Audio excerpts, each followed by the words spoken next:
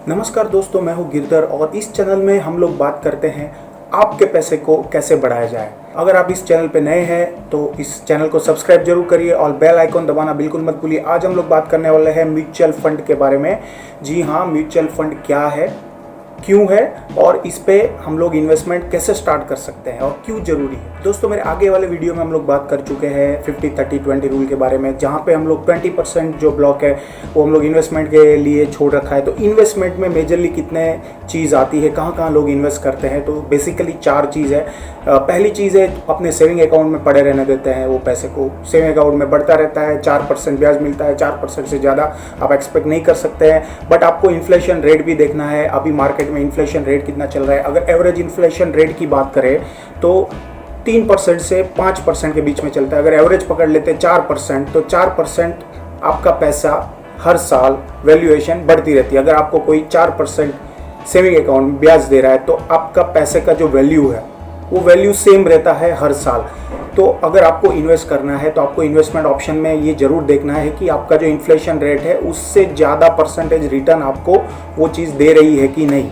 मतलब 4% अगर आपका इन्फ्लेशन है तो आपका इंटरेस्ट रेट जो है वो 4% से ज़्यादा होना चाहिए। सेकंड चीज़ है जहाँ पे लोग इन्वेस्ट करते हैं वो है एफडी, फिक्स डिपॉजिट में या पीएफ अकाउंट में इन्वेस्ट कर दिया या फिर एनपीएस में इन्वेस्ट कर दिया। तो ये सारे ऑप्शंस में इन्वेस्ट करते हैं जहाँ पे आपको रेट ऑफ रिटर्न मिलता है 6 to 8%। तीसरा चीज़ है लोग इन्वेस्ट करते हैं गोल्ड में, मेटल में। गोल्ड खरीद लिया, मेटल खरीद लिया। आप सब लोग जानते हैं बहुत सारे गहने लेडीज़ लोग खरीदती है, कुछ बिस्किट खरीद लेते हैं तो वहाँ पे इन्वेस्टमेंट कर देते हैं। लेकिन अगर मैं आपको हिस्ट्री बताऊँ तो 2012 तक कंसिस्टेंटली ये गोल्ड का रेट जो है बढ़ता रहा है। बट 2012 से लेकर 2020 तक इसमें बहुत सारा ऊपर नीचे उतार चढ़ाव आया है। तो उसमें अगर हम लोग रिटर्न की बात करें तो 5% से ज़्यादा रिटर्न उसने जनरेट नहीं किया है। चौथी चीज़ है जहाँ पे लोग इन्वेस्ट करते हैं वो है हाउस या लैंड।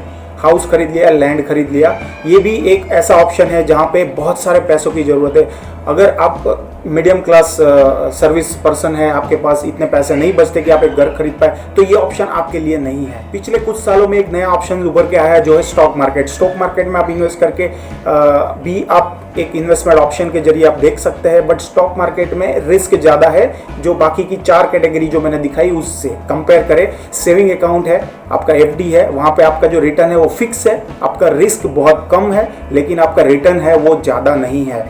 तीसरा ऑप्शन है गोल्ड। गोल्ड में भी वेरिएशन है, कभी ऊपर है कभी नीचे है, कंसिस्टेंटली बहुत कम रिटर्न दिया है। लेकिन पिछले 5-7 साल से बात करें तो वहाँ पे रिटर्न आपका फिक्स 5% से ऊपर नहीं गया है। चौथी कैटेगरी है लैंड खरीद लिया, होम खरीद लिया, जिसमें बहुत ज़्यादा इन्वेस्टमेंट की जरूरत है, वो भी आपके लिए एप्लीकेबल है नहीं है। तो आपके लिए पांचवा ऑप्शन जो है वो है स्टॉक मार्केट। स्टॉक मार्केट में इन्वेस्टमेंट करने के लिए सबसे ज़्यादा जरूरी है नॉलेज। स्टॉक मार्केट में इन्वेस्टमेंट करने के लिए आपको इन डेप्थ नॉलेज होना बहुत जरूरी है, कंपनी पर रिसर्च करना बहुत जरूरी है।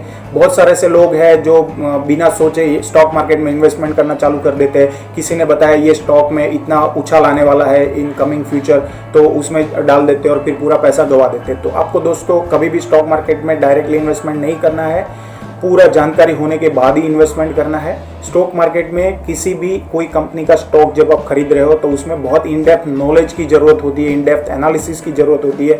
जैसे उसकी बैलेंस शीट कैसी है, उसके पास डेप्थ, उसके पास उस कंपनी पे उधार कितना है, उस कंपनी का परफॉर्मेंस लास्ट कुछ सालों से कैसा रहा है, उस कंपनी का फ्यूचर में ग्रोथ कैसा है, फ्यूचर का प्लानिंग कैसा है, बहुत सारे डेटा लिंक होते हैं। ये अभी 5 ऑप्शन में अगर आप रिटर्न देखें तो सेविंग अकाउंट में आपको मिलता है 4%, उससे ज़्यादा रिटर्न आप जनरेट नहीं कर पाते हैं। सेकंड ऑप्शन आपका आता है फिक्स डिपॉजिट या आप बोल सकते हैं पीएफ है, एनपीएस, 6% से लेकर 8%, उससे ज़्यादा रिटर्न आपको वहाँ पे नहीं मिलता है। थर्ड कैटेगरी आती है आपकी गोल्ड। वहाँ पे भी मैं इन्वेस्टमेंट आपको जैसे बताया 12% पे भी जा सकता है, 5% बहुत ही ऊपर नीचे अभी मार्केट है, ऊपर नीचे हो रहा है। फोर्थ कैटेगरी आपको जो बताई वो है होम और लैंड खरीदना है, जहाँ पे भी रिटर्न जो है वो डिपेंड करता है मार्केट की कंडीशन पे। कभी मार्केट में बाइंग सेलिंग कम हो जाती है तो उसके चलते आपका जो लैंड वैल्यू है बहुत कम हो जाता है, उसमें रिस्क भी है। बट उसमें उस हिसाब से अगर लॉन्ग टर्म में देखें तो आपको 10 से 12% का रिटर्न उसमें भी मिल जाता है। बट उसमें एक ही मेन कौन सा है वो है आपको इन्वेस्टमेंट वैल्यू बहुत ज़्यादा है, आपको लैक्स और मे बी करोड्स में इन्वेस्टमेंट करना पड़ सकता है। फिफ्थ कैटेगरी आई है स्टॉक मार्केट, जहां पर रिस्क ज्यादा है बट रिटर्न भी ज्यादा है। तो ये 5 कैटेगरी में आप कौन सा ऑप्शन चूज करते हैं? बहुत सारे लोग बोलते हैं कि स्टॉक मार्केट जो है वो सबसे बेस्ट ऑप्शन रहेगा, बिकॉज हमको ज़्यादा रिटर्न चाहिए और हम लोग रिस्क लेने को भी तैयार है। बट मैं कहूँगा नहीं, आपको आपका इन्वेस्टमेंट डाइवर्सिफाइड करना चाहिए। आजकल आप लोग देखते होंगे बहुत सारे ग्रुप ऐसे हैं, जैसे रिलायंस हो गए, टाटा हो गए, आदित्य बिरला हो गया, वो लोग भी अपना जो ग्रुप है उसको डाइवर्सिफाइड कर दिया है। कोई एक जगह पे इन्वेस्टमेंट नहीं करते हैं, कोई एक जगह पे अपना पैसा नहीं डालते हैं। सीमेंट में डाल दिया, टेलीकॉम में डाल दिया, दूसरी कोई अलग अलग चेन सप्लाई है उसमें डाल दिया, जिसके कारण क्या होता है कि कोई अगर एक सेक्टर डाउन होता है, कोई एक सेक्टर में लॉस आता है, तो कोई दूसरा सेक्टर उसको उसमें प्रॉफिट आता है, तो उसका जो ओवरऑल लेवल है वो बना रहता है, उसको ग्रुप को बहुत ज़्यादा लॉस नहीं होता है। तो आपको भी जब आप इन्वेस्ट करते हो, आपका इन्वेस्टमेंट डाइवर्सिफाइड होना चाहिए, हर जगह थोड़ा थोड़ा इन्वेस्ट करना है, ताकि कोई एक सेक्टर या स्टॉक मार्केट में आपको अगर लॉस होता है तो कोई दूसरा सेक्टर जो है उसमें प्रॉफिट के चलते आपका जो पोर्टफोलियो है वो मैनेज रहता है। अब बात करते हैं इन्वेस्टमेंट में तीन चीज़ है, एक है रिटर्न, दूसरा है रिस्क और तीसरा है टाइम। जितना ज़्यादा रिस्क आप लेंगे, जितना ज़्यादा टाइम आप देंगे, उतना ही ज़्यादा आप रिटर्न जनरेट कर पाएंगे। रिस्क, अगर रिटर्न ज़्यादा चाहिए तो रिस्क लेना पड़ेगा और टाइम देना पड़ेगा, ये दो चीज़ बहुत इंपॉर्टेंट। अब बात करेंगे म्यूचुअल फंड के बारे में। तो जैसे मैंने आपको बताया कि स्टॉक मार्केट इन्वेस्टमेंट एक ऑप्शन है इन्वेस्टर्स के लिए, जहाँ से आप ज़्यादा रिटर्न जनरेट कर सकते हैं, बट या उसमें रिस्क भी बहुत ज़्यादा है। तो उसमें देयर आर फर्स्ट ऑप्शन कि आप डायरेक्ट इन्वेस्ट करें। आप स्टॉक जो है, कंपनी के स्टॉक है, उसको एनालाइज करें, उसमें आप डायरेक्ट इन्वेस्ट करें, उसमें से आप रिटर्न जनरेट करें या लॉस जनरेट करें। तो ये मुझे थोड़ा ट्रिकी लगता है, because research is not a very easy thing. उसमें बहुत ज़्यादा इन डेप्थ नॉलेज चाहिए। आपको पूरा दिन स्क्रीन पे बैठा रहना पड़ेगा, पूरा दिन उसको, उस स्टॉक को, उस कंपनी को एनालाइज करना पड़ेगा, तब जाके आप एक्सपर्ट बन सकते हो और तब जाके आपको इन्वेस्ट कर सकते हैं। बट अगर आप एक कॉमन मैन है, कॉमन सर्विस मैन है, जिसके पास इतना टाइम नहीं है, तो आपको दूसरा ऑप्शन है म्यूचुअल फंड्स।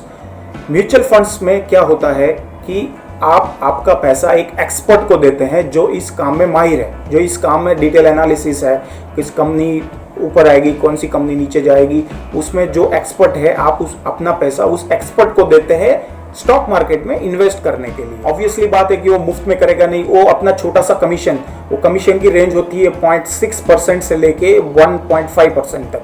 सब म्यूचुअल फंड में अलग अलग है, वो इसको बोलते हैं एग्जिट लोड। जब आप अपना पैसा निकालते हैं तब वो आपको चार्ज करते हैं। तो दोस्तों, अगर आप स्टॉक मार्केट में इन्वेस्ट करना चाहते हैं तो म्यूचुअल फंड ही सबसे ज़्यादा बेस्ट है, क्योंकि आप अपना पैसा एक एक्सपर्ट को दे रहे हैं जो इन डेप्थ एनालिसिस करके आपका पैसा कोई सही स्टॉक में लगाएगा, जहां पे आप अपना रिटर्न जनरेट कर सकते हैं। अब बात करते हैं म्यूचुअल फंड के टाइप्स की। तो 3 टाइप के म्यूचुअल फंड है। पहला है इक्विटी, दूसरा है डेब्ट और तीसरा है हाइब्रिड। अब इक्विटी म्यूचुअल फंड ऐसा म्यूचुअल फंड है जहां पे आपका पैसा म्यूचुअल फंड का जो एक्सपर्ट है, जिसको पैसा दिया है, जिस म्यूचुअल फंड एजेंसी को आपने पैसा दिया है, वो आपका पैसा शेयर मार्केट में रोकते हैं। शेयर मार्केट में डिफरेंट स्टॉक्स होते हैं, उसमें वो अपना पैसा रोकते हैं। तो इक्विटी मार्केट में, इक्विटी के अंदर 3 टाइप के म्यूचुअल फंड बेसिक होते हैं। पहला है large cap fund. Large cap fund किसको बोलते हैं? तो स्टॉक मार्केट के अंदर जो टॉप की 100 कंपनीज है, जिसमें HDFC है, टाटा है, बिरला है, बहुत सारी ऐसी कंपनीज है जो टॉप की 100 कंपनीज है, उसमें इन्वेस्टमेंट होता है।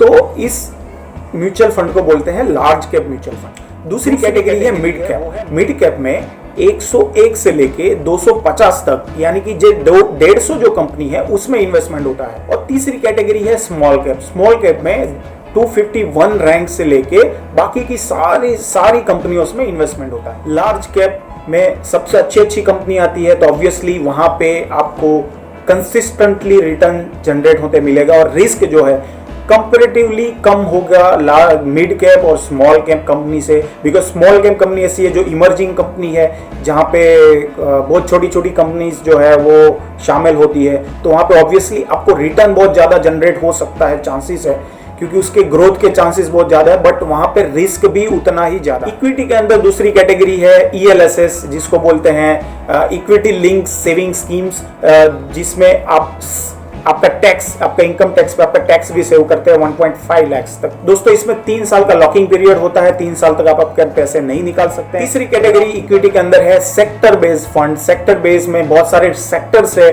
जैसे फार्मा सेक्टर हो गया, जैसे लॉजिस्टिक सेक्टर हो गया, जैसे डिजिटल टेक्नोलॉजी सेक्टर हो गया। तो डिफरेंट सेक्टर वाइज कुछ स्टॉक्स को चुना जाता है और उसके अंदर इन्वेस्टमेंट किया जाता है। दोस्तों आपको अगर आपका पोर्टफोलियो डाइवर्सिफाइड रखना है तो आपको सेक्टर बेस अवॉइड करना चाहिए, क्योंकि अगर फॉर एग्जांपल मैंने टेक्नोलॉजी बेस्ड सेक्टर में इन्वेस्टमेंट किया है, मेरा म्यूचुअल फंड में 50,000 रुपए, अगर टेक्नोलॉजी बेस्ड सेक्टर फंड मेरा अगर डाउन हो जाता है तो मेरा पूरा पैसा उस सेक्टर में से डूब जाएगा। बट अगर मैं कोई लार्ज कैप फंड ले रहा हूं या कोई मिड कैप फंड ले रहा हूं, उसमें आपका जो एक्सपर्ट है वो क्या करता है, कुछ बड़ी बड़ी कंपनियों में सेक्टर को डिवाइड करता है। टेक्नोलॉजी सेक्टर में 5% फॉर एग्जांपल इन्वेस्ट करते हैं, सीमेंट सेक्टर में 10% कर दिया, बैंकिंग सेक्टर में 5% कर दिया। तो ऐसे आपका जो पोर्टफोलियो, आपका जो म्यूचुअल फंड का जो पोर्टफोलियो है उसको डाइवर्सिफाइड कर देता है। तो अगर एक सेक्टर डाउन होता है तो दूसरा सेक्टर अप होता है, तो आपका जो पोर्टफोलियो मैनेज रहता है। तो मैं आपको सजेस्ट करूंगा कि आप सेक्टर बेस्ड फंड को अवॉइड। पांचवी कैटेगरी है index fund. Index fund basically काम करता है सेंसेक्स पे या निफ्टी पे। अगर सेंसेक्स आपका अप जाता है तो आपका जो फंड वैल्यू है वो भी अप जाता है, अगर सेंसेक्स डाउन गया तो आपका जो फंड वैल्यू है वो भी डाउन जाएगा। अब हम लोग म्यूचुअल फंड में दूसरी कैटेगरी का बात करेंगे जो है डेब्ट फंड। डेब्ट किसको बोलते हैं? डेब्ट बोलते हैं, डेब्ट मतलब उधार। इसका मतलब सिंपल ये है कि म्यूचुअल फंड जिसको आप पैसा दे रहे हो वो पैसे को किसी को उधार दे रहा है। बेसिकली गवर्नमेंट को अगर उधार दे रहे, जैसे गवर्नमेंट को कुछ पैसा चाहिए कुछ स्कीम के लिए, तो वो ऐसी म्यूचुअल फंड कंपनी से पैसे लेते हैं और उसके अगेंस्ट में बॉन्ड देते हैं। तो जनरली ये पैसे का जो ट्रांजैक्शन है बॉन्ड पे होता है, बॉन्ड इंस्ट्रूमेंट्स जिसको बोलते हैं, बॉन्ड होता है या सर्टिफिकेट होता है, उसके ऊपर इसका ट्रांजैक्शन होता है और इसका जो टाइम पीरियड है वो बहुत ही कम होता है, 3 महीना, 6 महीना या 9 महीना। तो 9 महीना या 3 महीने के अंदर ये बॉन्ड एक्सपायर होता है और उसको वापस वो पैसा रिटर्न के साथ कुछ इंटरेस्ट अमाउंट फिक्स होता है, वो आपको उसको देना पड़ता है। डेब्ट फंड में जनरली 3 टाइप है। पहला है लिक्विड। ऑब्वियसली लिक्विड है मतलब आप जब भी चाहे पैसा जो है आप वो तुरंत आप निकाल सकते हो। बट ये डेब्ट फंड जो कैटेगरी है उसमें आप अपना पैसा बहुत ही जल्दी, अभी इन आवर्स में आप निकाल सकते हो। अगर कुछ लिमिट है 50,000 तक तो आप सेम डे कुछ आवर्स में आप अपना पैसा निकाल सकते हो। तो मैंने लास्ट वीडियो में बात किया था इमरजेंसी फंड के बारे में, जहां पे मैंने आपको सजेस्ट किया था कि आप लिक्विड फंड में आपका इमरजेंसी का पैसा रख सकते हैं, क्योंकि इमरजेंसी फंड में लिक्विडिटी इज वेरी इंपॉर्टेंट। तो आप अपने पैसे को लिक्विड फंड में रख सकते हैं। डेब्ट फंड अगर आप देखें तो 6 से 7% तक कंसिस्टेंट रिटर्न जनरेट कर सकता है। हालांकि डेब्ट फंड जो है वो इक्विटी से कोई लेना देना नहीं है, तो इसमें जो रिस्क है वो बहुत ही कम है और आपका रिटर्न जो है बहुत ही कंसिस्टेंट है, 6 to 7% आपको हर साल मिलेगा। तो मैं आपको सजेस्ट करता हूं कि आपका जो इमरजेंसी फंड का पैसा उसमें से कुछ पैसा 30% या 40% आप अपना लिक्विड फंड में डाल सकते हैं। अब तीसरी कैटेगरी की बात करते हैं जो है हाइब्रिड फंड। हाइब्रिड फंड में क्या होता है कि आपका पूरा पैसा जो है ना तो इक्विटी में होता है ना तो डेब्ट में होता है। कुछ पैसा आपका इक्विटी में होता है, कुछ पैसा आपका डेब्ट में होता है। इसमें बेसिकली 2 टाइप है। अगर 70% आपका डेब्ट में है और 30% अगर आपका इक्विटी में है तो इसको बोलते हैं बैलेंस सेविंग फंड। और इससे रिवर्स, अगर आपका 30% डेब्ट में है और 70% इक्विटी में है तो इसको बोलते हैं बैलेंस्ड एडवांटेज। दोस्तों हम लोग अब बात करेंगे म्यूचुअल फंड के प्रो एंड कॉन्स के बारे में। तो सबसे पहला चीज जो है वो मैं आपको बता चुका हूं कि म्यूचुअल फंड में आप जो आपका पैसा दे रहे हैं वो एक एक्सपर्ट को दे रहे हैं जो डिटेल एनालिसिस से आपका पैसा एक सही स्टॉक में इन्वेस्ट करता है। दूसरी चीज है म्यूचुअल फंड डाइवर्सिफाइड है, वो अपना पैसा कोई एक सेक्टर में नहीं लगाता है, कोई एक स्टॉक में नहीं लगाता है, वो अपना पैसे को डिस्ट्रीब्यूट कर देता है, ताकि अगर कोई एक स्टॉक आपका गिर जाए तो दूसरा स्टॉक में अगर तेजी है तो आपका जो ओवरऑल पोर्टफोलियो है वो मैनेज रहता है, आपका पूरा पैसा एक साथ नहीं डूबता है। तीसरी चीज है ये अफोर्डेबल है, ये किसी के लिए भी अफोर्डेबल है। इसमें मिनिमम SIP है, मिनिमम इन्वेस्टमेंट है, 100 रुपए से आप चालू कर सकते हैं और आप इसको धीरे धीरे बढ़ा सकते हैं। दोस्तों इसमें कॉन्स में खाली एक ही चीज मुझे नजर आती है, वो है कि आप अपना पैसा एक एक्सपर्ट मैनेजर को देते हैं, एक एसेट मैनेजर को देते हैं जो आपका पैसे को कुछ स्टॉक्स में अपने एनालिसिस के हिसाब से इन्वेस्ट करते हैं। बट अगर उसका स्टॉक गलत हो जाता है, अगर उसका एनालिसिस गलत हो जाता है तो आपका जो एसेट वैल्यू है वो धीरे धीरे नीचे भी आ सकता है, वो डूब भी सकता है। दूसरा चीज है, बहुत सारे लोग बोलते हैं अगर म्यूचुअल फंड ही बंद हो गया, म्यूचुअल फंड की कंपनी ही बंद हो गई या पूरा पैसा लेके भाग गई तो हम लोग क्या करेंगे। दोस्तों ये कभी भी हो नहीं सकता है, बिकॉज ये सारी म्यूचुअल फंड की कंपनीज सेबी रजिस्टर्ड है, सेबी का पूरा कंट्रोल इस म्यूचुअल फंड की एजेंसी पे रहता है, तो आपका पूरा पैसा जो है बहुत ही सेफ है, वो कहीं जाने वाला नहीं है। तो दोस्तों अगर आप भी आपके पैसे को रिस्क लेके बढ़ाना चाहते हैं तो म्यूचुअल फंड सबसे बेस्ट है, क्योंकि म्यूचुअल फंड में आपका पैसा डाइवर्सिफाइड है, तो आपका पैसे को इतना ऊपर नीचे उतार चढ़ाव देखने को नहीं मिलेगा, कंसिस्टेंटली आपका पैसा बढ़ता रहेगा। अगर मार्केट कंडीशन वर्स भी हो जाती है, जैसे 2008 में हुई थी, 2020 में भी आई है, 1998 में भी आई थी, 2001 में भी आई थी, तो जब भी मार्केट कंडीशन डाउन गई है वो बाउंस बैक किया है 2 to 3 टाइम्स, मतलब अगले 2 से 3 साल में उसने 2 से 3 गुना ज़्यादा रिटर्न जनरेट करके दिया है। तो अगर आप म्यूचुअल फंड में इन्वेस्टमेंट के बारे में सोच रहे हैं तो आपको मिनिमम 10 साल के लिए सोचना है। अगर आप 6 महीने के लिए, 1 साल के लिए सोच रहे हैं कि मैं कुछ पैसा म्यूचुअल फंड में डाल देता हूं और 6 महीने बाद निकाल लूंगा, तो आप इक्विटी में कभी इन्वेस्ट मत करिए। आप low risk based liquid fund में इन्वेस्ट करिए जहां पे आपको कंसिस्टेंट 6 से 7% रिटर्न जरूर जनरेट होगा। अगर आप इक्विटी में पैसा इन्वेस्ट करना चाहते हैं जहां पे आप ज़्यादा रिटर्न का एक्सपेक्टेशन रखते हैं तो आपको मिनिमम 10 साल तक इन्वेस्टमेंट रखना पड़ेगा। कंसिस्टेंटली आपको अपनी SIP जो है वो मैनेज करके रखनी पड़ेगी, उससे पहले आपको पैसा नहीं निकालना है, नहीं तो आपको लो रिटर्न का भी सामना करना पड़ सकता है। दोस्तों म्यूचुअल फंड में आप 2 तरह से इन्वेस्ट कर सकते हैं, एक है लमसम अमाउंट, दूसरा है SIP। लमसम अमाउंट में जो लिमिट है 2000 से लेके कितना भी अमाउंट 50,000 1 लाख तक आप इन्वेस्ट कर सकते हैं। दूसरी चीज़ है SIP, सिस्टमेटिक इन्वेस्टमेंट प्लान भी बोलते हैं इसको। आप इसमें मिनिमम 100 रुपीज़ से लेके 20,000, 15,000, 30,000 तक आप इसमें पैसा लगा सकते हैं। दोस्तों आशा करता हूँ ये वीडियो आपको पसंद आया होगा। फिर भी आपको अगर कुछ चीज़ की जानकारी चाहिए म्यूचुअल फंड के बारे में तो आप इस वीडियो के डिस्क्रिप्शन में, इस वीडियो के कमेंट बॉक्स में जरूर से लिखें, मैं उसको जल्द से जल्द रिप्लाई करने की कोशिश करूंगा। दोस्तों आपको अगर हमारी ये वीडियो अच्छी लगी तो आप अपने दोस्तों को भी शेयर करिए, उसको भी म्यूचुअल फंड्स के बारे में जरूर से बताएं। इस वीडियो को लाइक करिए, शेयर करिए और हमारी चैनल को सब्सक्राइब करिए। मिलते हैं अगले वीडियो में, तब तक के लिए धन्यवाद, नमस्कार।